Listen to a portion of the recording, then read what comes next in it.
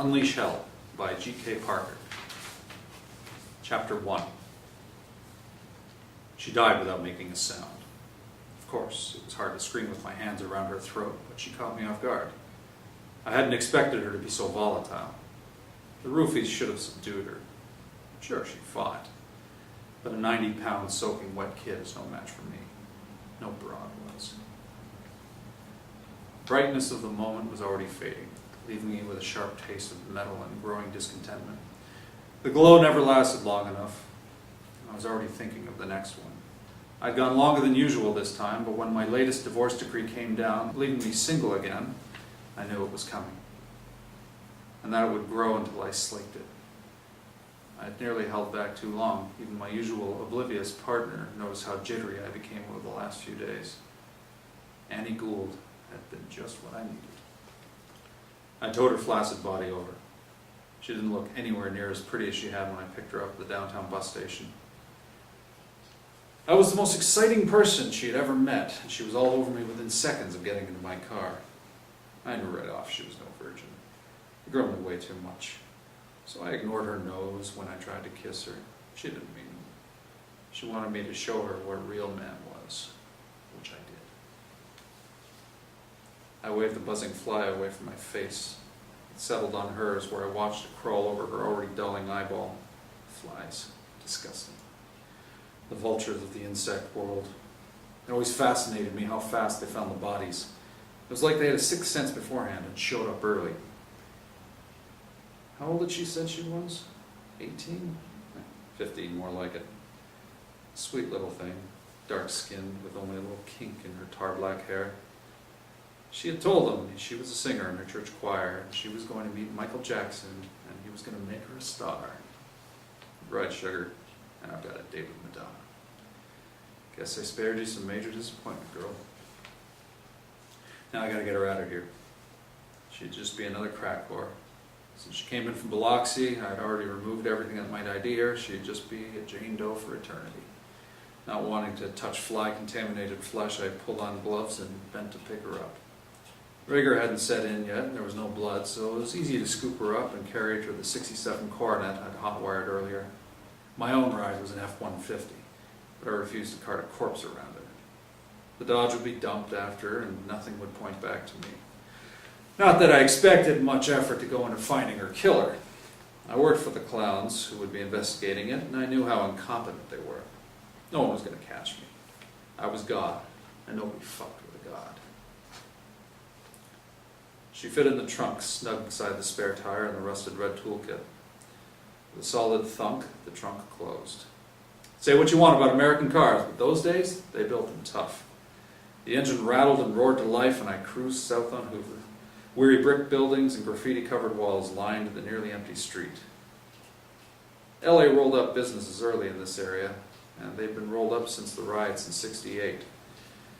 Shoved in between a Pentecostal church and a Chinese joint, a grocer advertised chitlins and okra. A couple of scumbag bars, but since it was going on 3 o'clock, even they were closed. The streets were empty. Even the Peastone Crips and the Rolling 50 Bloods had called it a night. Lights off, I rolled down the narrow alley leading off Hoover between 53rd and 54th. High concrete walls hemmed in both sides and potholes and craters full of filthy water made an alley an obstacle course. The shocks on the Coronet took a pounding along with my head. I took my mind off of imagining what little Annie looked like bouncing around back there, like she bounced around under me. Goddamn, she was hot. The alley was strewn with plastic and paper wrapped around rustling shopping carts. Empty old English 40s and used condoms spoke of some very horny or indifferent couples meeting up there. The stench of rotting meat came through the closed windows. I kept on the lookout for what I needed, a dumpster. Not just any dumpster. One that didn't have food tossed into it daily that attracted bums searching for something to eat. Then I spotted it. A dumpster behind a 3-story apartment. Good place. Garbage might even be collected before the body was discovered. She was small and easy to carry from the still-running car. With a grunt, I heaved her into the dumpster, startling the cockroaches, which I could hear scuttling away. Further off, a cat in heat yowled, sounding like it was in agony. "I feel your pain, buddy." Keeping an eye out for prying eyes, I spotted no one. Not surprising. In this hood, the early birds got up at the crack of noon. I climbed back into the stolen car and stripped off my gloves. Then I threw my head back and roared. Laughter burst out of my belly. I laughed so hard tears leaked from my eyes. The last of the brightness faded and I sobered. A quick glance at my watch told me I had less than 5 hours to roll call. I wrenched my uniform jacket off, leaving me in my dark blue shirt. I had a clean uniform at work. Tossing the rumpled jacket on the seat beside me, I drove home to my new studio apartment in Glendale. Dumping my clothes on the bathroom floor, I climbed into a hot shower.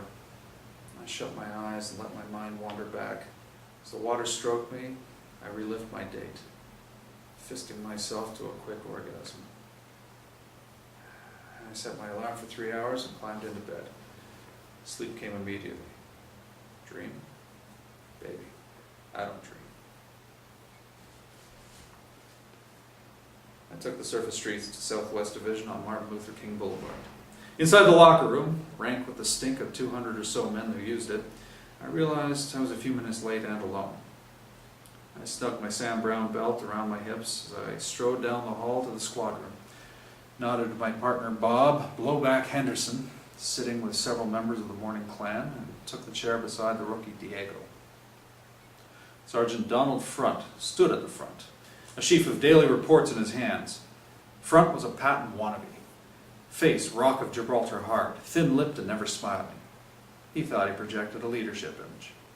The rest of him made it a sad joke. His belly hung over his belt, and the one time I had seen him naked in the shower, he had tits saggier than my mother. His skin looked like mud, and the only real color he had was the thick black mat of pubic hair that all but buried his sad sack of a dick. Smoothing his hand over his thick graying mustache, he cleared his throat.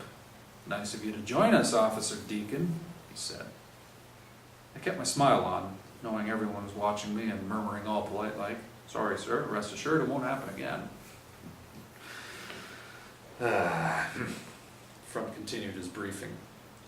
"There's a flasher operating on Manual Arts School campus. Exposed himself to a couple of 15-year-olds yesterday, and you know Bradley already has a hard-on for the chief. We don't need to give him any more grief, now do we?" Everyone made consenting noises and tried to look agreeable. "We have a witness description and this sketch." He held up a sheet of paper. 6 foot, black male, wore a Dodgers cap and a blue or black jacket. "No description of his dick?" Blowback asked. "I'll give you one of mine," said the guy sitting beside him, grabbing his crotch.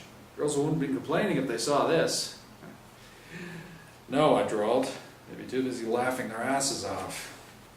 That earned me a dirty look, which I ignored. "Gentlemen," Front snapped. His glare was for all of us. "I'm stepping up patrols in that area. Next item. We've got a purse snatcher in the Crenshaw Plaza, and someone's rolling drunks under Vermont Overpass and beating them up pretty bad." "How can they tell?" Blowback laughed. "They look beat up already." "Just keep your eyes open for anything suspicious." Front's voice rose as he rustled his papers. "Now on to the important stuff. You already know you'll be assigned to various venues several days before the opening ceremonies. I'll have that information later on this week. But for the most part, you'll be on foot patrols. Everyone's working this detail. The Olympics is our chance to shine, so let's not blow it." "Do we get overtime?" I asked. With 3 X's, I needed all the dough I could get. "All overtime has been approved. Don't worry about that, just be alert."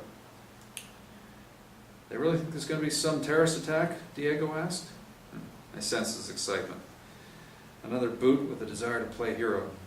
Idealists were always so intent, predictable as hell and very malleable. The powers that be seemed to have some intel to suggest it would happen. We need to keep safe. Front finished the briefing and assigned cars. Blowback and I went up to pick up our war bags. I assigned a shotgun out of the kit room and made sure I had plenty of cuffs and ammo. Blowback threw me a bemused look as I stuffed some flexicuffs into my equipment belt. "You get laid last night?" Blowback asked. "You look as done up as a whore on Sunday morning." I laughed, thinking of the delectable Annie, lying there looking so pretty after we made love. And our date started out so well. A gentleman never tells. "Gentlemen, that's a good one." Not off that horse very long. Speaking of which, where's the old ex-ball and chain these days?